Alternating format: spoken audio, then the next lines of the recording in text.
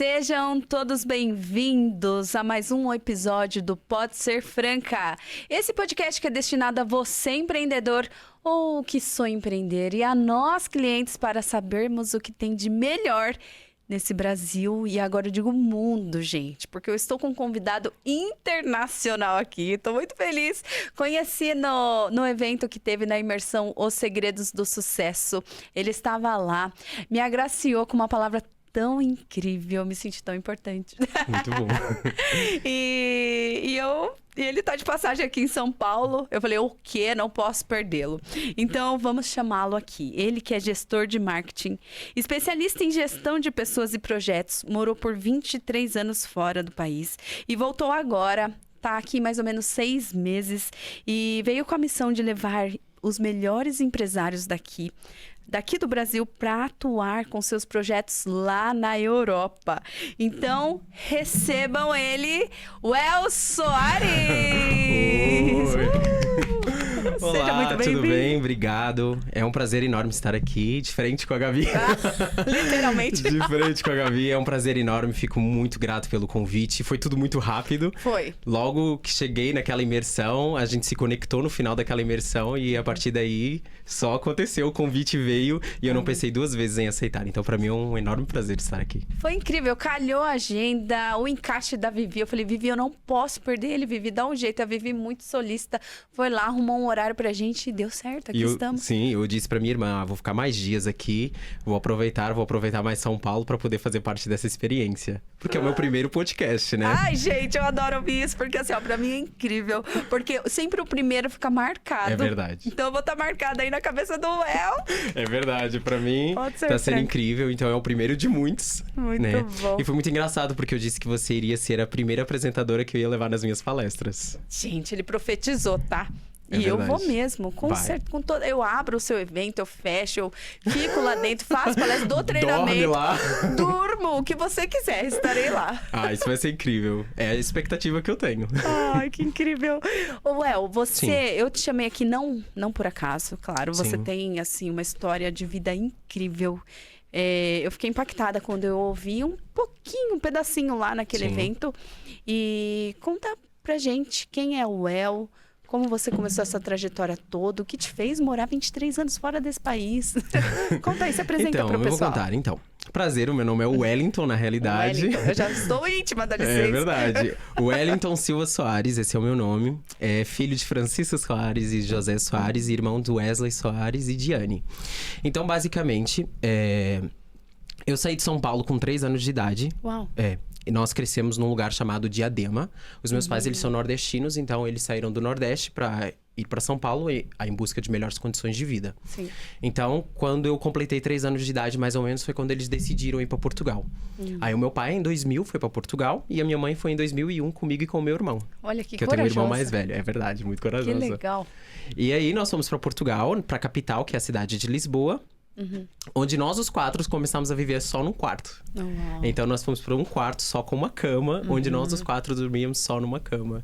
E a minha mãe que me contou essas histórias, né? Que ela pedia emprestado os tachos, né? Pra poder fazer as comidas lá em casa. Então, foi uma trajetória, assim, de muito esforço, de muita dedicação e coragem da parte deles. Uau, incrível. E pronto, a partir daí, ela teve a dificuldade de colocar em escolas e tudo mais. Todo o processo de legalização. Imagino.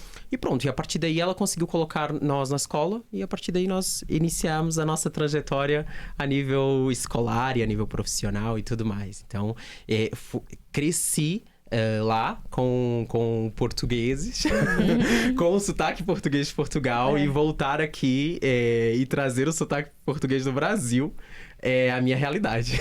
E o que te fez voltar pro Brasil? Então, o que me fez voltar pro Brasil é em busca de algo profissional. Eu sempre tive muita vontade de conhecer a terra onde eu nasci, porque eu não conhecia verdadeiramente. E eu sempre tive vontade de voltar às raízes e de poder dar a conhecer também tudo aquilo que eu cresci E é muito importante. e aquilo que eu fui ganhando lá na Europa, né? Eu tive uma trajetória no qual eu fui me apaixonando em várias áreas, tanto com artes, com música. Sempre tive bastante contato com música, com teatro, entre todas as outras coisas mais. Então, sempre que eu tive esse contato, eu sempre achei que eu ia ser um artista. Eu sempre dizia pra minha mãe, eu acho que eu vou ser um cantor, eu acho que eu vou ser um modelo famoso. E você tem muita cara disso. Eu falei pra ele, você tem cara de global, hein? É verdade, concordo com você. Quem sabe? Quem sabe? E eu tive também uma carreira na moda lá fora, assim. Eu tive uma pequena carreira lá na moda, foi um início. Depois, entretanto, eu desisti para poder seguir esse sonho de me tornar um grande gestor na área do marketing. Que incrível. E o marketing, você se formou aqui, se formou lá? Como que Não, foi lá. Na realidade, eu entrei quando eu terminei a minha escolaridade básica. Eu tinha que tomar uma decisão sobre onde que eu iria seguir.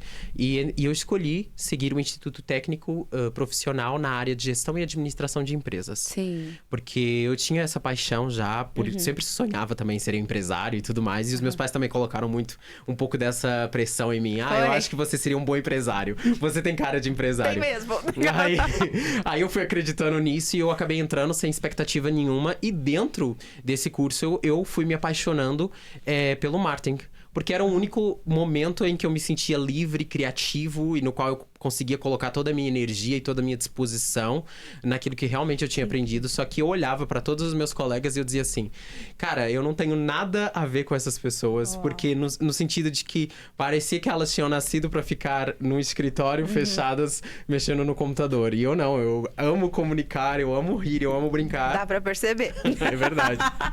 Então, eu sempre dentro das empresas, sempre fui aquele homem que chegava e que brincava e que todo mundo se alegrava, sempre trazia alegria, sempre trazia felicidade e desconcentração, né? Porque... Não, mas você transformava o ambiente. Sempre. Sempre fui um agente de transformação em relação a todos os ambientes que eu tive. Sempre que eu cheguei, eu carrego algo e eu acredito muito naquilo que eu carrego. Então, eu tenho total certeza de que quando eu chego num lugar, eu chego nesse lugar para poder causar uma transformação e para impactar da melhor forma possível, com a melhor energia possível. Com toda certeza. A gente tá... hoje a gente gravou o dia inteiro, é o 5º episódio. E você vai fechar com aquela energia, com chave de ouro. A gente vai fechar com chave de ouro. Yes. Que bom. Sim. E você acabou de dizer aqui que traz um propósito, né? Você carrega um propósito, um chamado. O quanto as suas habilidades artísticas, a sua criatividade, ela interfere nesse propósito positivamente? Interfere bastante, porque a parte artística, a criatividade, a arte, ela me tira da realidade. E a realidade nem sempre é boa para nós. Então, às vezes, nós temos que ter refúgios, né? Eu acho super importante nós termos refúgios. E eu tenho, o meu refúgio é a arte. Então, quando eu canto, quando eu escrevo, porque eu também escrevo. Inclusive, eu tenho algumas novidades para lançar aqui. Eu quero saber. Vai ter umas novidades para ser lançadas aqui. Estou chegando agora, né? Então, eu quero lançar umas surpresas aqui no mercado brasileiro. Muito bom. E a arte sempre foi um refúgio para mim. Então, sempre em momentos de dor, eu sempre quis me refugiar nela. Então, eu sempre cantei, sempre escrevi. Eu escrevo desde os meus 15 anos de idade. Escreve músicas, poemas? Eu escrevo poemas, já escrevi umas 2, 3 músicas. Eu acho que se eu fosse músico, eu acho que seria aquele tipo que cantava a música dos outros, que os outros escreveram. Mas eu escrevo muitos poemas e eu tenho muitos livros escritos. Eu com 14 anos, na realidade, eu tomei a decisão de escrever e de narrar todas as histórias que eu ia vivendo. Que incrível! Sim. Nunca entendi... Hoje entendo o porquê, mas na época eu não entendia o porquê da vontade de escrever. Então, pra mim, era muito mais fácil eu desabafar no meu caderno do que desabafar com pessoas. Então, eu conseguia ser transparente, honesto. De verdade. Comigo mesmo e com a minha folha de papel, mais do que eu conseguia ser com pessoas. Então, acabou sendo o meu refúgio. Que incrível, gente. E para isso, você faz gestão de marketing. Marketing é criatividade também.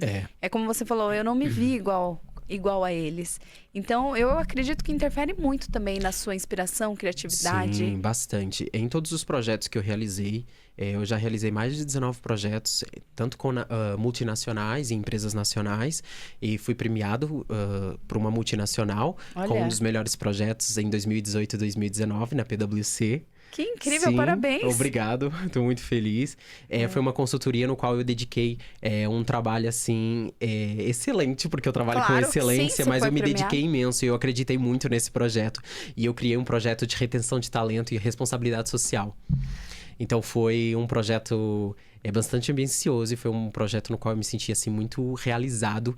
E foi quando eu comecei a acreditar em mim, dizendo assim, peraí, eu realmente posso me chamar especialista de pessoas, porque eu amo pessoas, amo me conectar com pessoas, amo transformar a vida delas, e eu posso fazer isso no âmbito empresarial. Não só no âmbito pessoal, mas também no âmbito empresarial. Então, para mim é extremamente importante a gestão organizacional e ter entendimento de que o maior ativo que existe dentro das empresas são as pessoas e que elas é que geram os resultados.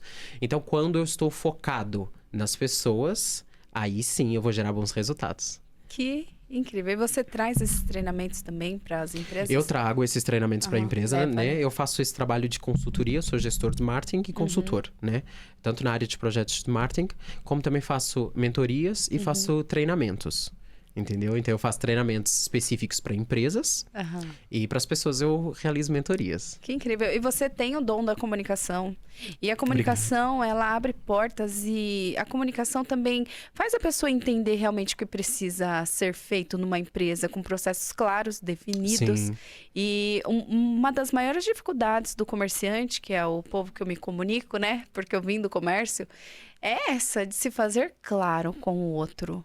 De se fazer entendível, de mostrar a sua missão, trazer esse entusiasmo na mensagem, essa energia, né? Vender a sua ideia para o colaborador. Sim, e criar essa conexão. Eu acho que a criação de conexão é extremamente importante, sabe? E a transparência. Claro. Entendeu? Não é só um colaborador. Não é só um funcionário. Entendeu? Nós estamos falando do ser humano ali que ele tem sentimentos, então ele carrega algo. Então é extremamente importante nós colocarmos a pessoa dentro da empresa e que ela ande em sintonia com a cultura da empresa, sabe? Com a identidade da empresa, com a missão, com a visão da empresa, né? Porque nós entendemos que caminhamos lado a lado. Entendeu? Não existe um caminho que possa ser trilhado e feito por pessoas e nós focarmos apenas nos resultados, né? Eu até costumo dizer, fazer uma diferença aí entre gestor e líder. Normalmente os gestores, eles estão mais preocupados com os indicadores e os líderes, eles estão mais preocupados com pessoas. Exato. E eu tenho uma filosofia em relação a isso, que quando você se preocupa e foca nas pessoas, automaticamente você também estará focando nos resultados. Porque se pessoas estiverem bem e felizes, os seus resultados também serão ótimos e felizes. Claro, e tem até aquela cultura nova que fala da felicidade, né? É verdade, sim. É a felicidade organizacional. Organizacional, sim. E você pratica isso também? Eu pratico isso na minha vida, porque muitas vezes, né, eu me encaro também como uma empresa. Claro. E eu sou meu próprio produto. Então, eu me vejo dessa forma também. E eu tento que a minha cultura organizacional seja equilibrada e que a minha cultura organizacional seja feita da melhor forma possível. E eu tento transmitir isso para dentro das organizações e dentro das empresas no qual eu me conecto. Sempre eu tento trazer essa energia. Você é, né? É. Porque, lá está, também não é só sobre fazer, é sobre ser. Né? Exato. Nossa, eu quero falar mais sobre isso, tá? Vamos falar. Mas antes, eu tenho uma pergunta. Sim. Você ganhou um prêmio por executar o projeto que fazia a retenção de talentos? Sim. Mas para isso tinha que identificar um talento. Sim. Como que é esse processo? O processo de identificação de um talento, na realidade, começa exatamente pela necessidade que você tem dentro da empresa. Então, você realiza uma observação dentro da sua empresa, no qual você vai identificar dentro de um departamento específico quais são as necessidades, né? O que grita, o que está pedindo socorro. Então, a partir do momento em que você identifica isso, você identifica um problema e você precisa arrumar uma solução. E essa solução, né, apesar de todo mundo hoje utilizar a inteligência artificial, ela não se resolve dessa forma. Ela se resolve com pessoas. Uma empresa, ela é formada por pessoas. E eu sou muito pró essa visão. Não sou contra a evolução, mas sou pró a visão de que nós precisamos de pessoas dentro da empresa e quanto mais, melhor. E para nós retermos e identificarmos um talento é exatamente entendermos qual é a função que nós necessitamos, qual é o tipo de perfil comportamental que nós necessitamos. Muito importante, as pessoas negligenciam isso. Muito. Existem pessoas que elas falam sobre gestão comportamental, elas falam sobre inteligência emocional, só que elas não praticam, elas não colocam em prática isso. Porque hoje em dia nós vivemos numa geração em que é muito fácil nós falarmos sobre coisas, porque todos os dias nós estamos retendo e vendo informação. Bombardeado de informações. Dá pra Então, decorar. Dá pra decorar. E principalmente nos stories que você vai passando por aqueles cortes. Então todo mundo hoje já é um médico, todo mundo hoje é um gestor, todo mundo é especialista em tudo. Hoje qualquer pessoa identifica um narcisista ou qualquer pessoa já faz diagnóstico. Então é muito bizarro, porque a gente sabe que tem que existir um estudo, tem que existir uma base, tem que existir uma forma de você se dedicar realmente para que você não possa só fazer, mas para que você possa ser. Então eu tenho esse compromisso comigo mesmo. Eu não quero fazer uma palestra em que eu vou falar sobre harmonia, em que eu vou falar sobre equilíbrio emocional e eu não vivo isso na minha vida. Vive o caos. Exatamente, eu acho isso hipócrita. Então eu não quero trazer à existência coisas que eu não vivo. Eu quero trazer à existência de coisas que eu pratico, coisas que eu sou. Porque eu acredito que quando isso começar a fluir, é verdadeiro, é sincero. E o caminho da verdade e da sinceridade é o que causa a verdadeira transformação. Com certeza. Porque se você for ver, existe muito isso. Nós participamos em várias imersões, vários cursos, e as pessoas ficam, por exemplo, 7 dias, assim, bombando. Depois desses 7 dias, elas voltam à normalidade. Por quê? Primeiro, também pode acontecer porque não aconteceu uma prática, né? Uma mudança de mentalidade, uma mudança de comportamento. Mas também porque elas vivem nesse ciclo vicioso de, eu vou pra imersão, só que não sou. Eu quero fazer. Então, vivem reféns do fazer, não do ser. E coloca, às vezes, é científico isso. Quando você vai para uma imersão, energiza. Parece que são só 2 dias de endorfina que tá ali na sua corrente sanguínea, né? Que foi liberada. Sim. Você vive sob o efeito dela por 2 dias. Aí você volta para o seu meio inóspito. Muitas vezes, né? Só que você não tem a coragem de tomar a decisão de mudança e continua ali, permanece ali. E não adianta, não há mudança se você não decide mudar, né? Exatamente. Seja de atitude, seja de lugar, porque às vezes a gente precisa mudar de atmosfera. É verdade. Não é verdade? O Paulo Vieira, ele diz isso. Você tem a vida que você merece ter. É pesado isso, não? É muito forte. Eu acho muito forte essa frase do Paulo, porque eu entendi isso muito na minha vida, que eu vivia certas coisas que eu mereço viver, porque eu me disponibilizei a isso, sabe? Às vezes nós reclamamos ou nós ficamos indignados por alguma situação da nossa vida, mas a pergunta é o porquê que eu me submeti a isso? Ou o porquê que eu aceitei isso? Sempre tem um início. Exatamente. E nós temos a tendência de culpabilizar os outros. É mais fácil. Ele tem um livro que é o Autorresponsabilidade, esse livro, que é eu levei incrível. 3 tapas na cara, 2 socos no estômago. Esse livro a gente realmente apanha, a gente acaba por apanhar mesmo. E nesse livro, ele fala exatamente sobre isso, né? Na capacidade que nós temos de nos autorresponsabilizar pela nossa vida, entendeu? E parar de culpabilizar os outros ou a nossa história ou aquilo que a gente viveu e começar a trilhar um novo caminho. O caminho de transformação começa com a predisposição de você realmente querer uma transformação na sua vida. Exato. Chega, né? Não é sobre capacidade, porque você vai se capacitando no caminho. Sim. É sobre você realmente decidir. A partir de hoje, eu digo não pra isso. E eu digo sim pra isso. Sabe, existem certas coisas na minha vida em que eu tive que fazer isso. Eu tive que dizer, não, isso não faz mais sentido pra mim. Então eu tive que me autorresponsabilizar. Se eu estou vivendo isso, a consequência disso é essa atitude. Então eu tenho que parar com essa atitude. Sim. E ninguém pode fazer isso por mim. E por isso que é importante nós tomarmos a atitude de realmente querermos uma transformação de vida. Isso. Aí quando nós estamos com o nosso coração disponível, né, que é aquilo que eu falo, coração ensinável. Eu falo muito sobre isso. Pode ser que até que eu escreva um livro sobre coração ensinável. Eu vou ler, hein? Eu falo muito sobre isso, sobre coração ensinável. Normalmente, eu amo a cultura da mesa. E eu tenho essa cultura da mesa com a minha irmã, então nós conversamos muito sobre isso, sobre ter um coração ensinável. E ter um coração ensinável é exatamente ter um coração disposto à mudança. Não é sobre você se sentir capaz ou você ser capaz disso, mas é sobre você estar disposto. Se você estiver disposto, à medida em que você vai caminhando, você vai vencendo. É de glória em glória. Né? Eu vi isso de vocês. Em inglês é step by step. Passo por passo. Muito bom. E você tem uma consciência, assim, diferente da sua idade. Você hoje tá com 26 anos? Tô com 27. 27 anos de idade. Eu adquiri esse nível... Nem vou falar que eu tô no nível dele, tá, gente? Mas eu comecei a caminhar para essa consciência aí do autodesenvolvimento. Depois que eu conheci a inteligência emocional. Sim. E foi com 35 anos. Nossa. Não foi tarde assim. O que te fez, aos 26, ter esse grau de sabedoria todo? Então, eu acredito que ao longo da minha caminhada, a minha caminhada não foi uma caminhada fácil, né? Como você sabe, eu fui com 3 anos pra lá. E mais tarde eu vou falar também sobre isso, mas aos 6 anos de idade, dos 6 aos 7, eu sofri alguns abusos, né, na minha infância. E isso, infelizmente, marcou a minha infância, né? A gente sabe, a gente que estuda, a gente sabe o que a psicologia fala acerca sobre as consequências que traz um abuso na nossa vida e a forma como isso impacta, né? No sentido poético, eu sempre escrevo, quando eu escrevo sobre isso e falo sobre isso, eu retrato como se fosse a alma sendo despedaçada em 1000 pedaços, sabe? Sabe aquele cristal super importante que você tem na sua casa? Ou esse copo aqui mesmo, quando quebra e ele fica assim todo estraçalhado? Eu acredito que é isso que acontece com a alma, sabe? Eu acho que naquele momento você perde tudo aquilo que você tinha. Porque uma criança tem o quê? Sonhos, inocência. Então eu vejo isso como um roubo. É como se você fosse defraudado, você foi completamente... Roubaram de você seus sonhos, roubaram de você sua alegria, roubaram de você a sua capacidade de sonhar, a sua capacidade de imaginar. Porque tudo começa a ser real.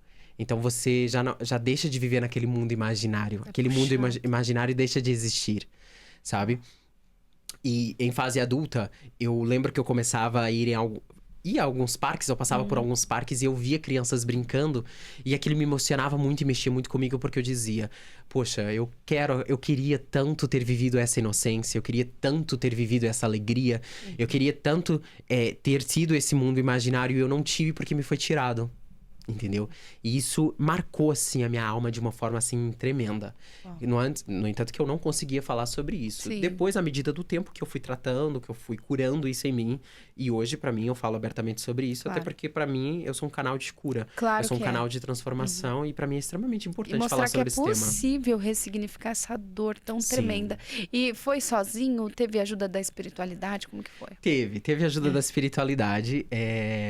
A partir do momento em que eu fui passando por isso, eu tive depressão, né? Eu tive depressão, tive vários esgotamentos nervosos passei por vários estágios de depressão. Aos 15 anos, eu comecei a escrever aos 14. Aos 15 anos, eu tentei a minha primeira tentativa de suicídio. Uau! Sim, novo. Eu vi um conjunto de remédios, né? Que lá em casa eu peguei e tentei tomar todos pra realmente tentar partir dessa pra melhor. Graças a Deus isso não aconteceu, mas eu já tinha pensamentos suicidas porque eu não sabia lidar com a minha dor. Você queria fugir? Eu não conseguia nem expor a minha dor. Eu nem conseguiria entender o que estava acontecendo comigo, sabe? Então era muita confusão de mente. E sempre a lembrança ficou? Porque tem crianças que apagam essa memória. Então, a psicologia, ela defende isso, né? Que o nosso cérebro, ele sempre tenta nos proteger, de alguma forma. E o meu cérebro, ele fez isso comigo. Ele tentou me proteger de alguma forma. Eu dava indícios. Eu não gostava que as pessoas tocassem em mim, que me dessem abraços. Ou que se eu dormisse com alguém, eu tinha muita dificuldade. Então, eu aceitava só que a minha mãe tocasse em mim. Então, isso são relatos, por exemplo, da minha tia. Minha mãe, que me contavam algumas coisas, assim, de certos comportamentos que eu tinha em criança, Suspeitos, que hoje avaliando... Até suspeitos. Suspeitos, sim. São disfuncionais. Aí eu consegui identificar que esses comportamentos eram disfuncionais. E com 15 anos, eu comecei a ter relapsos sobre o acontecimento. E eu até achei que era mentira, né? O primeiro passo é você se sentir culpado por aquilo que aconteceu. Então eu passei anos me sentindo culpado por o abuso. Uau. Não só eu partilho dessa sensação, mas eu acredito que a maior parte das pessoas que sofreram esse tipo de abuso, elas acabam por se sentir assim. E às vezes esses relapsos, né? Sim. Esses lapsos de memória, até o cérebro, eu acho que ele chega numa hora e fala, será que eu não tô sonhando com isso? Será que aconteceu mesmo? Será que isso é verdade? Sim. Eu não tô fantasiando? Será que eu vi em algum filme? Sim. Aí você começa a ficar achando que você tá Você começa a distorcer, né? Aquilo que é imaginário daquilo que é real. Será que eu estou imaginando isso? E por que eu estou imaginando isso? Exato. Então, eu fui passando por... E isso veio trazendo à tona. E eu fui tendo sonhos. E isso veio à tona com essa idade. Foi quando eu tentei a primeira tentativa de suicídio. Não deu certo. Foi a partir daí que eu comecei a ter um contato com a espiritualidade. Foi a partir daí que eu comecei eu tenho uma tia que há 20 anos que ela é da igreja, né? Ela é cristã. E ela começou a me convidar para ir na igreja. E foi a partir daí que eu comecei a ter um primeiro contato, assim, com... Com quantos anos, desculpa? Com de 15 para Com 16. Depois dessa tentativa. Depois dessa tentativa. Ela ficou atenta a você e te levou. Ela ficou atenta, eu acho. Na altura ela não soube. É. Ninguém soube, na realidade. Então, tipo assim, só os meus pais. Eu lembro que a minha mãe entrou dentro do quarto e eu tava passando muito mal e ela me encontrou no quarto, né? E pronto, e a partir desse momento foi assim, foi a partir daí que eu comecei a ter acesso à espiritualidade. Eu comecei a ir na igreja, eu amava ir na igreja. Eu amava a parte do louvor, Legal. que é a parte que eu mais me conectava, que era a parte de cantar, a parte artística. Mas você sabe que tem várias formas de se conectar com Deus, né? Sim. O meu amigo escreveu um livro, as 9, eu acho que linguagens de se conectar com Deus. Vitor BJ, um beijo pra você, não sei se você vai assistir, mas um beijo pra você. E ele fala que a música, a arte, né, é uma dessas formas. Na realidade, né, ele criou tudo. Então, tudo que nós temos aqui é uma forma de nós conectarmos com ele, sabe? Com certeza. As pessoas que tentam criar impedimentos, criando formas e segredos para poder se conectar com Deus. Mas é da coisa mais simples de você acordar e olhar pro céu, é da coisa mais simples de você ir pra praia, olhar pro sol, ter contato com a natureza, ou ter contato com alguma coisa que tenha sido realmente ele que criou. É uma forma de você se conectar com ele e estar próximo dele. Eu vejo dessa forma. E pronto, a partir daí foi quando eu comecei realmente a ir. Não tive uma ótima experiência, assim... Todo mundo fala, nossa. Não tive uma ótima experiência. Eu acho que... Não sei se todas as pessoas, mas eu acredito que muitas pessoas passaram por isso, sabe? Por experiências, às vezes, negativas, congregacionais, vamos falar assim. Sim, muitas pessoas, sim, passaram. Passam porque existe uma diferença entre o cristão e o religioso. O cristão, ele é uma pessoa amável. Ele é uma pessoa que onde ele vai estar, ele vai gerar amor, ele vai gerar paz. É o imitador de Cristo. Ele não gera confusão, entendeu? Porque não é sobre se ele concorda com a sua vida, se ele não concorda, se ele discorda daquilo que você está vivendo ou não. Mas é sobre ele viver a verdade dele e ele entender que as pessoas que estão à volta dele vão sempre mergulhar naquilo que ele carrega. É sobre isso. Que lindo. Mas realmente é sobre isso. E o religioso não. O religioso, ele vive umas... Na realidade, o religioso, a raiz da religião é o orgulho. Eu me sinto tão orgulhoso por ser santo que eu me sinto no direito de olhar para o outro de uma forma diferente. É igual os fariseus. Exatamente, né? Existe uma hipocrisia aí, né? Existe... doutrinas que são criadas, não a doutrina santa, que é a doutrina cristã realmente de Cristo, mas a doutrina que é criada pelos homens para que você possa se readaptar, né, e se ajustar a esse modelo para que você venha viver esses enganos, essas mentiras. E não é sobre isso, é sobre você viver um modelo real a seguir. Então você sabe que a pessoa que carrega Cristo, ela carrega de forma que ela consola, ela edifica, ela exorta o outro. Ou seja, ela sempre tem algo a ensinar. Sim. Ela sempre tem um caminho a ser direcionado para a pessoa e ela sempre edifica a pessoa e ela consola.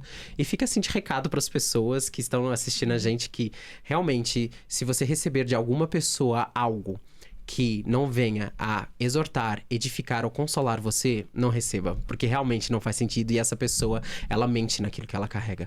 Porque quando nós realmente carregamos a identidade de Cristo, ou quando você realmente se diz ou se denomina cristão, você carrega essas 3 componentes para se relacionar com as pessoas. E é lindo, né? Cristo, ele é leve. Eu gosto muito, mas a exortação dele é dolorida. O confronto, né? É doído. Dói muito quando você olha e diz assim, peraí, existe algo errado comigo. Faça o favor de corrigir. Nós temos essa dificuldade, sabe? De olhar pra dentro de nós e fazer essa introspeção. E é tão bom quando você tem um Deus, né? E que esse Deus, ele direciona você a fazer essa introspeção e você entender que você precisa entrar num caminho de evolução e de transformar constantemente a sua mente, sabe? Eu até tava pensando nisso quando eu vim pra aqui, porque... Existem algumas pessoas que me acompanharam lá de trás, bem lá de trás, que às vezes elas me veem hoje e dizem assim, você é hipócrita. Você é hipócrita porque você antigamente fazia isso, hoje você não faz mais. E eu sempre digo, não, eu não sou hipócrita. A realidade é que eu abracei o meu processo evolutivo, eu abracei a minha mudança, eu sempre fui uma pessoa com coração ensinável. Eu quero me disponibilizar a entender que caminho eu devo seguir. E tá tudo bem, cada um tem que entender, cada um tem que se disponibilizar a viver o caminho que quer. Exato. Ou que entende como certo. E eu sempre busquei isso, eu sempre busquei evoluir. Então eu não quero ser igual.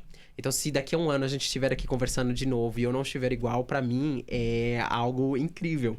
Porque significa que eu me transformei a ponto de evoluir, a ponto de me tornar cada vez melhor. Eu acho que o maior compromisso que eu tenho comigo é isso. E eu até tava comentando isso a caminho daqui com a minha irmã. Que eu tava muito orgulhoso das mudanças que eu já adquiri em 6 meses. Que incrível. Porque tem sido... Você se dispôs, né?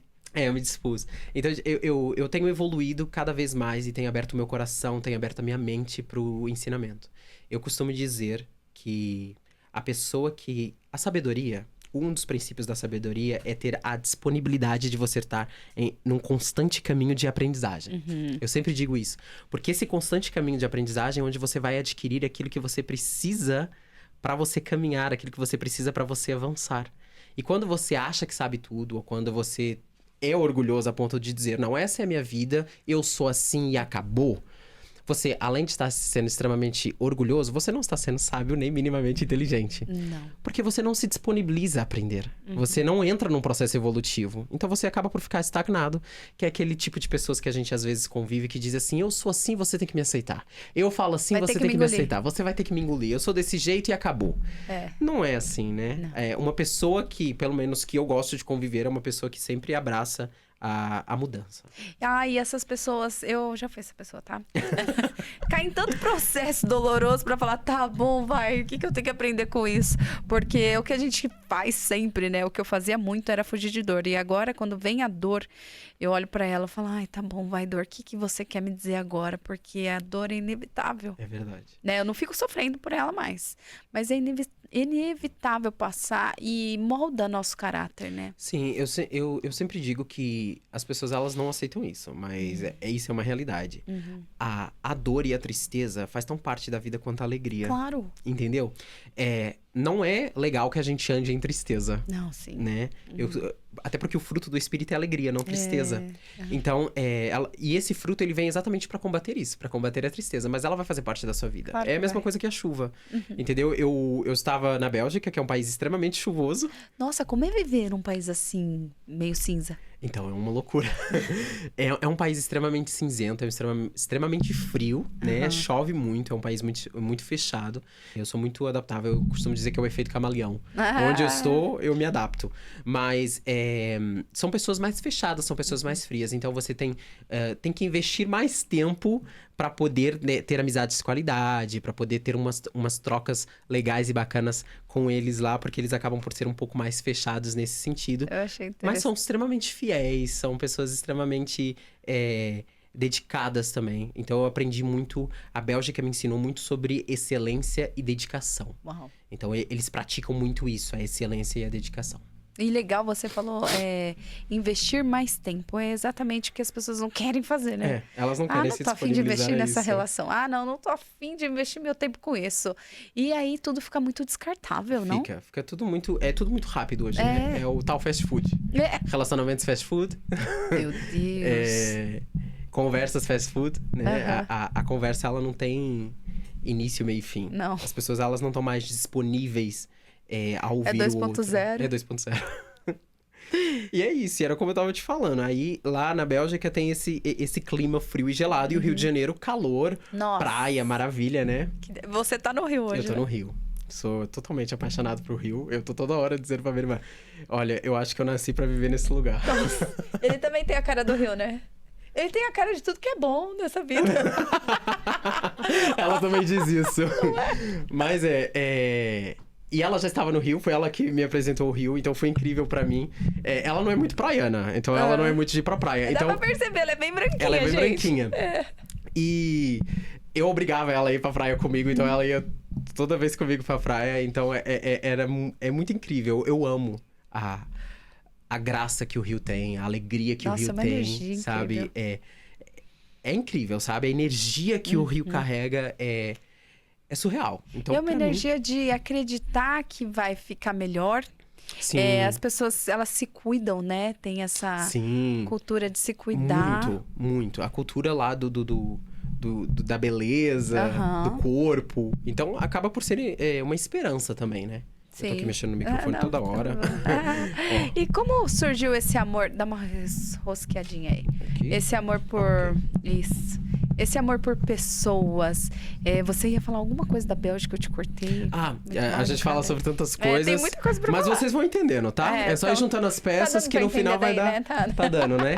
Então, eu ia falar da Bélgica porque nós estávamos falando sobre aquele assunto da tristeza e eu tava falando sobre a chuva. E eu ia falar sobre que lá é um país chuvoso e fazer essa comparação que o Rio de Janeiro, né? É sol, alegria, felicidade e tudo mais.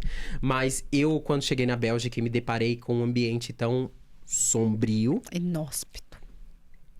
Eu tive que aprender a me tornar alegre nesse ambiente. Então, eu decidi. Então, é uma decisão. Sabe aquele dia de chuva que você diz, eu não vou sair? Então, às vezes, eu saía e tomava banho de chuva. É real. Uau. Porque eu tinha raiva da chuva. Quando chovia, eu dizia assim, não acredito que tá chovendo, eu quero sair de novo. E isso é tão chato. E eu passei a ressignificar isso, porque eu comecei a olhar pra dentro de mim e digo assim, peraí, se no tempo a chuva faz tão parte do tempo quanto o sol, a alegria também vai fazer tão parte da vida quanto a tristeza. Então, por que me negar? É quase que um poema. Por que me negar sempre que nós estamos vivendo uma tristeza, ou uma profunda tristeza, ou uma decepção, ou algum nível de estágio de dor, nós sempre temos a tendência a querer anular isso. Que é aí que entra um pouco da positividade tóxica, que é super essencial falar hoje, porque claro que sim. Existem muitas pessoas que vivem isso, a positividade tóxica. Tipo assim, tá tudo errado. E você tem que estar bem? Não. Eu acho que nós temos que falar aquilo que nós queremos ver manifesto, concordo com isso. Mas quando as coisas não estão bem, é muito essencial você poder abrir o seu coração e dizer, não estou bem. Não está fluindo. E não está fluindo por causa disso. Então, às vezes, é necessário nós investigarmos e passarmos por esse estágio de dor. Mas sabe uma coisa que eu acho super interessante? Para quem acredita e utiliza, e mesmo para quem não acredita, você pode utilizar a Bíblia como um livro filosófico. Para você que não acredita, eu acredito que tem muito poder e ele me direciona em várias formas. E lá diz que quando você está vivendo um problema, quando você está vivenciando uma dor, né? A dor, ela vem para que ela venha trazer esperança. Entendeu? E a esperança do quê? Então, eu sempre reflito muito sobre isso. Que a dor, quando ela é direcionada, ela faz sentido. Uau. Por quê? Porque quando você dá uma direção pra dor, você sabe que ela tem início, porque você sabe onde ela começou. Sim. Você vê o meio e você sabe que ela vai ter um fim. Então, eu em todos os estágios da minha vida, eu sempre tive... Sempre não, mas sempre quis ter entendimento disso e sempre busquei ter entendimento disso e praticar isso. Nossa, isso é tão importante. Eu preciso direcionar a minha dor. Porque quando eu dou um direcionamento, eu dou um significado a ela. Então, por que muitas vezes eu vivi em depressão, muitas vezes eu pensei em suicídio? Porque a minha dor, ela não tinha um significado. Ela só existia e ela me consumia e ela me dominava. Exato. E eu era refém dela. Entendeu? Agora, eu passo por vários momentos de dor na minha vida, mas eu não sou refém mais dessa dor. Eu vivo o que eu tenho que viver. Você passa pela dor, né? Exatamente, porque eu sei que eu dou uma direção a ela. Eu sei, olha, eu estou passando por isso, posso não saber ainda o que é, pra que é, mas eu sei que vai ter um resultado. Então eu vou ter que ter esperança. Que incrível! E olha, o nosso cérebro ele tem a tendência de achar que aquela dor é forever. Que é pra sempre, que a gente nunca vai conseguir sair daquilo. Por isso que bate o desespero. Bate. E a fuga, né? A fuga às vezes Sim. vai pro álcool, pra droga, até pra um suicídio. Porque é fuga de dor também. São fugas. E você trazer esse conhecimento aqui de dar um direcionamento e é bíblico, cara, é uma ferramenta fantástica. Ainda bem. Obrigada. Eu espero assim, quem aí tiver atrás das câmeras nos assistindo, porque eu vejo muitos olhinhos pelas câmeras ali, viu?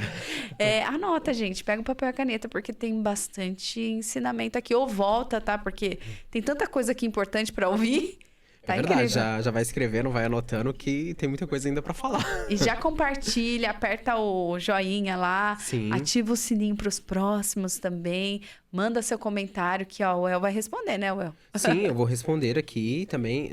Posso falar do meu Instagram? Claro, né? por favor. Então, meu Instagram é o @welsoares, MKT, que é marketing, né? A Ai, abreviação meu do Deus marketing. do céu. Pode soletrar tudo isso, por favor.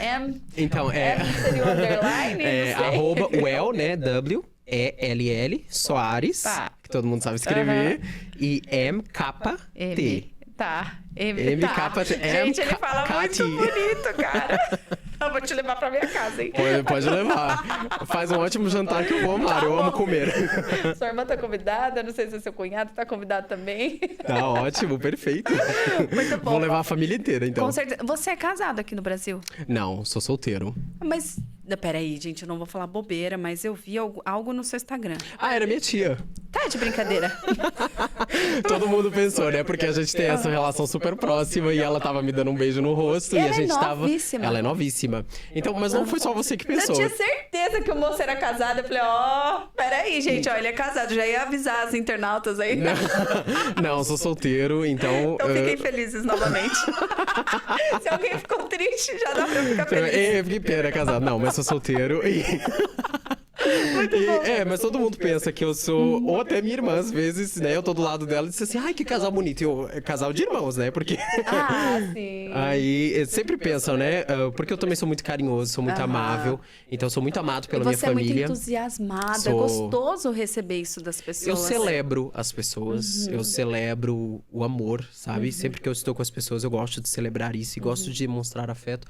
Porque, de certa forma, a minha infância e a minha adolescência foi a ausência disso, né? Desse afeto. Então, eu hoje, totalmente curado e direcionado, eu gosto de distribuir afeto, gosto de ser amor e gosto, né? De abraçar e amar as pessoas e celebrar a vida delas. E é um ato de servir também. Sim. As pessoas estão muito carentes, Sim. Eu imagino que algumas pessoas confundam isso de você, acabam até confundindo, né? Mas as pessoas precisam receber esse amor. Eu recebi um abraço aqui da pastora que eu entrevistei antes de Sim. você. Foi tão gostoso que eu quase que ali. Durante horas, que né? abraço gostoso! É bom, é bom. Foi uma Porque delícia. os abraços curam. Curam. E é Entende? científico, libera ocitocina. Exatamente. No entanto, né, que... Eu falo muito do Paulo porque eu tive na febre cis, então eu tô muito imergido ainda nessa realidade. Sim, muito bom. Então, é extremamente importante pra mim. Ele sempre fala, um abraço tem que durar 40 segundos, no mínimo. No mínimo tem que durar 40 segundos. Então, ele sabe que algo é liberado ali. E não só cientificamente falando, né? Não só a questão química cerebral, mas a gente sabe que é algo espiritual também e físico, né? É uma ponte de conexão física, mental e espiritual naquele momento que você abraça alguém. Exato. E o ser humano foi feito para viver no coletivo. A gente viu na pandemia o quanto a exclusão, como que fala? A reclusão Sim. matou pessoas. Sim. Por depressão, por... Quantos senhores não conseguiram ver e abraçar os netos? E a gente vê cada história, né? Foi extremamente... Avós. Foi muito triste, sabe? A época do Covid também foi muito complicado pra mim, sabe? Então Você não estava aqui, né? Eu não tava aqui, eu tava em Portugal, eu peguei Covid 3 vezes. Uau! Eu peguei 3 vezes. Meu Deus, Então não bastou uma. Não bastou uma, eu tive que ficar com as 3. Então, foi bastante intenso pra mim, sabe? E foram, assim, momentos bem tristes e introspectivos. Foram momentos que eu também escrevi bastante. Então, eu até tenho algo engraçado pra falar sobre isso. Porque Conta pra gente. eu sempre acreditei que a minha inspiração vinha da dor. E isso é um perigo. Por quê? Porque eu acreditava que eu não conseguiria produzir nada sem dor. Que cilada! Aí você acabava caindo em É várias bizarro, dores. porque eu me acostumei com a dor, me acostumei com a tristeza, porque aquilo fazia eu produzir algo que eu não sabia o que era, mas eu sempre tive entendimento que eu sempre tinha na minha cabeça, um dia eu vou ultrapassar isso e eu vou usar isso pra algo bom. Vou transcender. Não sei porquê, eu não acreditava em nada, mas nisso eu acreditava que isso iria acontecer na minha vida. E eu usava sempre essa questão da dor como inspiração. Até que eu passei a entender que existem outros meios, e eu ainda tô trabalhando isso em mim, tá? Claro. É algo que eu tô trabalhando em mim. Mas existem outros meios de inspiração, e hoje eu consigo entender que eu consigo falar sobre um estágio de dor estando totalmente feliz e satisfeito na minha vida. E tô com essa dificuldade agora. Agora eu vou lançar uma surpresa pra vocês. Queremos saber. Tem várias, ele falou, Tem não é só uma, várias, não. é verdade. Já começa com as surpresas. Então, na realidade, eu tô aqui, né, pronto pra entrar no mercado brasileiro, né? Essa é a minha primeira intenção aqui. E pra dar início nesse ano, né, eu, como escrevo, né, esses livros desde os 15 anos, eu decidi pegar algumas das cartas que eu fui escrevendo, que foram processos internos que eu fui passando, e fiz algumas conexões aqui, e vou lançar o meu primeiro livro aqui. A gente agradece. Olha lá. Várias palmas. Que legal. Eu vou dar um spoiler do nome do livro. O nome do livro é Seja Gentil com Você. E ele te ensina, né? Ele é um processo, ele fala sobre os meus processos internos, de como é que eu encontrei né, esse processo de ser gentil comigo, porque eu tinha muita dificuldade. Eu carregava muita falta de senso de merecimento, culpa. Eu carregava muita culpa dentro de mim. Então, no meu livro, eu falo exatamente sobre isso. Você era o carrasco da sua vida. Era. Então, ele tá quase escrito. Que lindo. Ele tá quase finalizado. Vai ter que trazer aqui. Pô, gente, eu tô sempre mexendo nisso, vocês já repararam, tá nervoso, tá? Não. Mas, por quê? Na realidade, eu tive esse momento lá na Bélgica de querer lançar o meu livro. Eu até sentei com os meus pais, com a minha família, e disse assim, olha, vou lançar um livro e acho que vai ser aqui. E depois que eu vim pro Brasil, eu disse, esse livro não tá pronto ainda. Uau. Então, existiam processos que eu enfrentei aqui que eu ainda queria colocar nesse livro. E que eu tô colocando, eu ainda tô escrevendo. Então, eu tô na parte final da escrita desse livro. E ainda esse ano vai ser lançado. Que lindo! Sim, ainda esse ano esse livro vai ser lançado. Seja mais gentil com você, é isso? Seja gentil com você. Seja gentil, vai ajudar muita gente. Vai. Ele, na realidade, é uma proposta. Ele fala muito sobre mim. Claro. Por que eu escolhi. Eu poderia escolher várias coisas para entrar no mercado brasileiro. Eu poderia falar sobre gestão de pessoas, já que eu sou especialista na área. Eu poderia falar sobre gestão organizacional. Eu poderia falar sobre marketing. Eu poderia falar sobre negócios. Eu poderia falar sobre várias coisas, mas eu entendi que eu queria colocar um ponto final em certos assuntos da minha vida e poder prosseguir. Claro. E eu entendi que com esse livro eu vou conseguir fazer isso. É o primeiro ponto. O segundo ponto é que eu quis ser transparente. Eu quero que as pessoas se conectam comigo por aquilo que eu sou, não por aquilo que eu vou oferecer. Eu sei que eu tenho muito a oferecer aqui. Sim. E através das palestras que você vai apresentar... lá, gente! Ainda bem que tá gravado. É verdade. Eu já me comprometendo aqui. Mas vai ter bastante conteúdo, né? Nesse nível de treinamento, mentoria, sobre várias áreas, né? E eu tô estudando muito para isso também, para poder direcionar e trazer o melhor para cada pessoa que for me seguir e estar perto de mim. Mas, acima de tudo, eu quis ser transparente. Eu acho que eu pensei em tudo. A mesma estratégia que eu faço dentro da empresa para lançar um produto, eu pensei, se eu sou o meu produto e eu quero me lançar no mercado brasileiro, a melhor forma de me lançar no mercado brasileiro é mostrando exatamente aquilo que eu sou. Então, pela primeira vez, vai ter assuntos bastante polêmicos, entre aspas, dentro do livro. Bastante íntimos meu, né? Eu vou falar dessa questão do abuso no livro. Na realidade, vai ser um poema que fala exatamente sobre como foi tudo isso, de uma forma bastante poética, se assim pode se dizer, para que as pessoas possam se conectar de alguma forma e também para que adolescentes, jovens, possam se conectar também com a linguagem. Então, vai ser uma linguagem bem... acessível, bem atual, para que as pessoas possam se conectar com isso. E isso vai ser, assim, o meu ponto de entrada. Porque eu quero que as pessoas vejam quem eu sou. Então, eu acho que elas lendo esse livro, elas vão ver quem eu sou. E aí, sim, elas podem perder, entre aspas, o tempo dela para me ouvir. Elas vão ganhar muito. Que perder o quê? É um super ganho. Que legal. E parabéns por contribuir com a nossa literatura brasileira também, obrigado. né? Porque você poderia ter feito isso na Bélgica, mas não. É verdade. Você veio e trouxe aqui para nós. Eu vim, vou lançar aqui. E, na realidade, também vai ser um sonho, porque eu nasci aqui.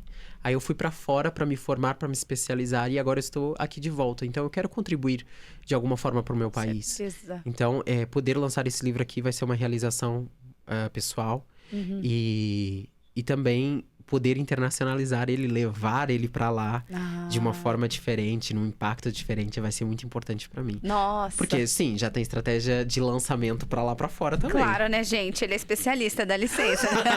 Dá licença. Sabe o que eu acho mais legal? Depois eu quero saber mais das outras novidades, mas como é ser a própria marca? Eu vejo que muitos profissionais têm trazido isso. Ser a própria marca, levar...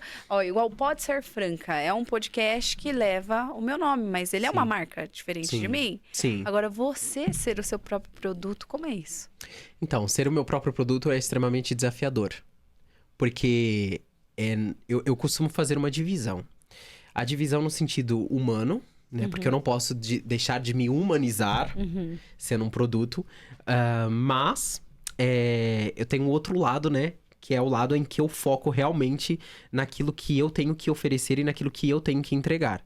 Então, eu sendo um produto e me enxergando dessa forma, é a mesma coisa que eu faço para desenvolver um produto, né? De que forma que eu posso me desenvolver, porque, na realidade, eu tenho que vender o quê? Se eu vendo a minha mentoria, eu vendo o meu treinamento, eu estou vendendo a mim. Eu sou conteúdo, eu sou informação. Com certeza. Entendeu?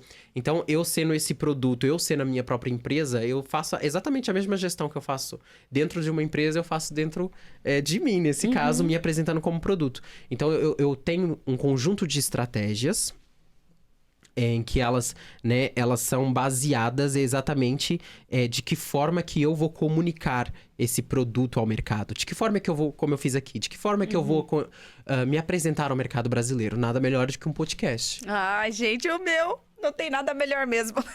Então, eu até isso eu posso expor, que aí acaba por contar um pouco da estratégia e vocês acabam... Porque é algo bastante superficial, porque mais tarde eu quero falar estratégia por estratégia e a intenção de cada coisa. Até porque eu acho muito mais interessante a gente falar no final de tudo, quando já tiver resultados. Muito bom. Quando eu vim pro Brasil, eu comecei iniciando um estudo de mercado. Que era pra eu entender exatamente como é que as coisas funcionavam aqui, como é que as pessoas funcionam aqui, como é que o mercado funciona aqui, né? Aquilo que a gente chama comportamento do consumidor. Como é que o público consome aqui. Você fez essa pesquisa? Eu fiz. Na realidade, eu estou fazendo ainda, porque é uma pesquisa profunda. A longo prazo, né? Então, eu tô estudando o mercado, por isso agora eu tô aqui em São Paulo, conhecendo como é que é o comportamento do paulista. E é diferente, né? do Rio de Janeiro. Totalmente diferente, né? Nós estamos falando de um ambiente que 30 e tal graus, 40 graus, constante sol. Então, as pessoas, para se disponibilizarem, pegaram um final de semana para se fecharem numa sala, numa imersão. Quase que Exatamente. Então, tipo assim, o nível de intencionalidade que você tem que colocar, por exemplo, no Rio, é totalmente diferente daqui. Eu até digo... Não gosto de banalizar a palavra, mas é um pouco mais fácil você criar eventos aqui em São Paulo, devido ao clima, entre outras coisas mais. Exatamente, você tem menos distrações. Lá tem mais calor, tem praia, tudo é muito acessível, é tudo muito mais fácil para você, a questão do prazer. No entanto, que eu posso explicar uma diferença, por que o europeu lê muito? Né? Porque nós sabemos, a nível de índice de leitura e tudo mais, o europeu lê muito mais, né, do que o brasileiro, vamos falar assim. Agora que o brasileiro começou a pegar a paixão pelos livros, e esse índice e essa porcentagem tem aumentado. Sim. Mas por que o europeu lê muito? Se nós formos ver, né, as condições climáticas da Europa são totalmente diferentes daqui. São propícias. Exatamente. Além de ter esse fator cultural, porque tem, tá? Esse fator cultural é de passado de família em família, geração em geração, de pessoa para pessoa. Então já é algo cultural, mas também é algo sobre o clima, né? Nós temos esse clima que é um pouco mais fechado, um pouco mais frio. Então a tendência ao sair é menor. Então você tem a tendência de se distrair mais em casa e tentar fazer algo produtivo. Então os pais transformam esse tempo que a pessoa tá em casa, em vez de estar na televisão, fazendo algo assim, elas levam pro lado mais produtivo que é ler. Que incrível. Então a paixão lá por ler é bem maior que aqui, né? Então é extremamente importante nós termos entender isso, né? Essa questão demográfica, entendemos como cada um...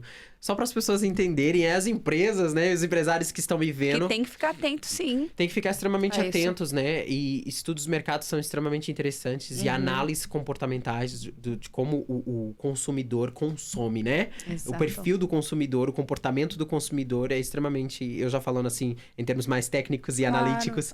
Mas é extremamente importante para nós entendermos como é que o mercado funciona e da forma como nós vamos nos colocar no mercado e vamos comunicar com o público. Então eu tô nessa fase de me conectar muito com o público brasileiro e entender o que o público gosta, o que o público quer, de que forma que eu posso me conectar com ele.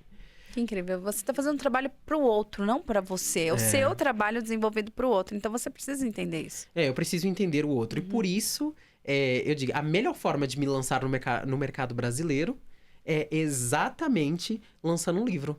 Porque vai gerar autoridade. As pessoas vão, né, ver esse livro, vão dizer assim, pera, deixa eu conhecer a história desse rapaz.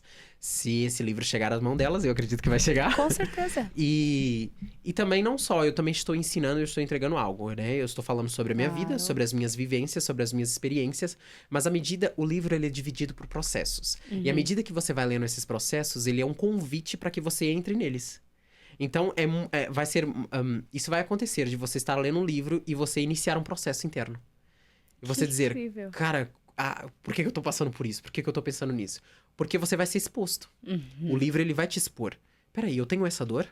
Peraí, eu carrego isso dentro de mim? Ele conversa. Ele conversa com você. Então, eu acho que foi a melhor forma. Eu vou me conectar com o mercado, primeiro, sendo transparente. Sim. Porque sempre que eu tentei ser algo que eu não sou, eu não gerei resultado. Mas sempre que eu sou aquilo que eu realmente sou e demonstro isso, eu sempre gero resultado. Então, eu decidi colocar o medo de lado. Uau. E realmente ser transparente, né? Eu até uso um termo poético que eu costumo dizer assim, me colocar nu diante das pessoas, sabe? Aquela nudez, porque a exposição é vergonhoso de certa forma. Então, você falar sobre problemas da sua vida, situações que você viveu, de certa forma pode ser vergonhoso. Pra mim, hoje não é mais porque eu direcionei isso, eu ressignifiquei essa questão. Eu disse, não, então se eu vivi esses momentos, se eu passei por essas questões de certa forma têm que ser expostas, sabiamente, obviamente, tudo é intencional. Então, eu exponho de forma intencional. E os capítulos são muito poéticos. Existem capítulos muito específicos, muito claros, muito objetivos, mas existe muita poesia. Então, eu costumo dizer que ele vai levar você para uns pensamentos em que você vai dizer, ele tá falando dele, ele tá falando de mim, porque é muito poético. Eu faço muitas metáforas, faço muitas analogias. Que deve ser uma obra, assim, linda. Uau. Tá escrita desde os 14, tá? Então, uau, tem gente. muitas cartas dos 14 anos. Como aturando lá até então. E teve coisas que eu decidi deixar, porque eu olhei e disse assim, peraí, mas essa escrita não tá madura. Só que eu não quero... eu mudei, Talvez aí no final eu disse assim, peraí, não é isso que eu quero. Eu quero exatamente... Eu não tinha a maturidade que eu tenho hoje. Não. E você vai vendo a evolução. Então eu quero expressar essa falta de maturidade. E eu quero que as pessoas com 14, 15 anos se identifiquem com Se conecte aquilo. também. Então, Uau. eu acho isso interessante. Que contribuição aí pra nós, não? E você trouxe uma coisa muito importante nesse processo, que é eu ressignifiquei. Quantas obras podem ser lançadas, quantas empresas, quantas músicas, poemas, através da ressignificação da dor. E tem pessoas que não estão dispostas a isso e acabam enterrando os sonhos. Na verdade, primeiro você tem que saber o que é ressignificar. Como ressignificar. Muitas pessoas que chegam em mim não sabem como ressignificar. Não Elas, tem eu ouço a palavra ressignificação, mas o que é ressignificar? Como eu posso ressignificar? Como eu posso dar um novo sentido àquilo que eu estou vivendo, sabe? E isso também foi uma das coisas que eu aprendi. O método CIS, a gente estava conversando sobre isso, o método CIS, ele mudou a minha vida. Ele transformou a minha capacidade de enxergar o mundo, a minha capacidade de reter informação, tudo. Sim. Eu acho que quando eu fiz o método CIS, eu despertei para viver algo sobrenatural na minha vida. E foi assim que aconteceu comigo também. E aí, quando as pessoas chegam até você e falam, como eu ressignifico, faz parte do seu trabalho, da sua mentoria, como você entrega isso para as pessoas? Também, faz sim, a parte da ressignificação. Eu costumo dizer que eu não entrego segredos. Eu digo assim, olha, não vou te dar um segredo. E eu tenho um método de trabalho, mas o meu segredo, se a gente for falar assim, né? O meu segredo com todas as pessoas é o mesmo. É exatamente colocar ela num ponto de situação em que ela vai começar a enxergar a ela mesma. Ela vai... Porque as pessoas, elas têm muita dificuldade em identificar a raiz daquilo que elas estão sentindo. Engraçado de eu falar sobre raiz, porque isso tem a ver também com exatamente a minha especialidade, gestão de pessoas. Eu trabalho muito baseado em filosofias orientais. Olha só. Principalmente japonesas. Né? Existe uma filosofia que é a filosofia Kaizen, que ela ela é japonesa, né? E ela é baseada em teorias da perfeição, em que elas buscam o problema desde a raiz. Então, quando a gente vai numa empresa, eu vou com esse olhar, com o óculos da Kaizen, para identificar a raiz do problema. A mesma coisa quando eu tô diante de uma mentoria, né? Tô diante do meu mentorado. Do ser humano. E eu olho para ele, eu vou na raiz do problema. Porque ele, às vezes, no meio de tanta confusão, no meio de tanta informação, no meio de tanta tristeza, no meio de tanta dor, no meio de tanta dificuldade, e ele só consegue enxergar essa dor, ou só essa dificuldade, esse caos, e que eu quero transformar em beleza. Lindo. É lindo Esse jargão eu já vou falar. É exatamente sobre isso. Então, quando uma pessoa, um ser humano chega em mim, diante de mim, olha, eu preciso ressignificar isso. Na realidade, ele nem, às vezes nem diz isso, porque ele nem sabe o que ele tem que ressignificar. Então, o primeiro propósito é: você tá disposto a entrar no processo? Você tá disposto a abraçar o processo? Porque a gente vai fazer um mergulho. Nossa. Entendeu? E vai ser um mergulho profundo. Nós vamos realmente entender qual é a raiz dos seus problemas.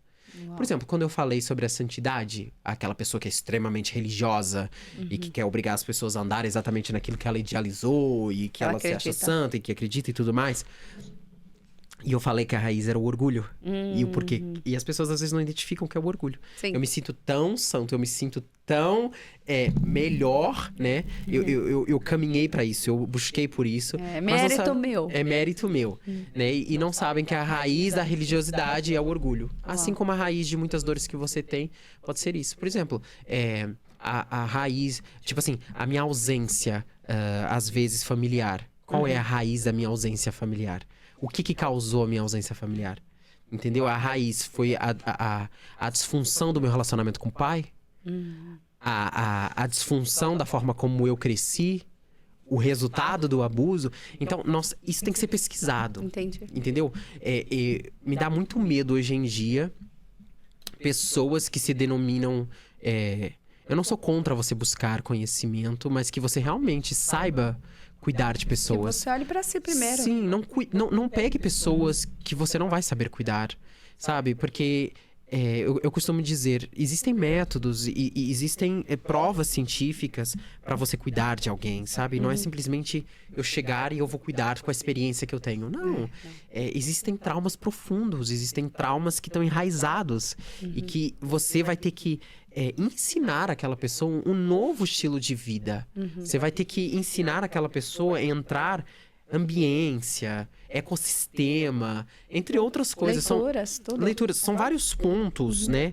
Eu costumo dizer, é um ecossistema, são vários pontos para tornar aquilo funcional. Então, quando eu estou diante de uma pessoa que necessita de uma mentoria, eu quero fazer isso, né? Eu quero trazer a harmonia, o equilíbrio. Nós somos compostos por corpo, alma e espírito. Sim. Nós cuidamos dos três na mesma intensidade. Eu conheço muitas pessoas que cuidam muito do espiritual, mas esquecem do seu físico.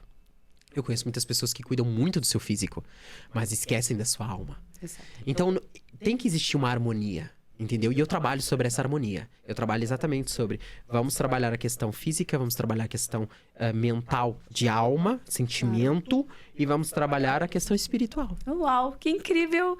E olha, o tema, ele é muito interessante, ele é muito vasto também. E eu acredito que você trouxe muito conhecimento, muita sabedoria, tanto vivida quanto obtida, né, através dos seus conhecimentos.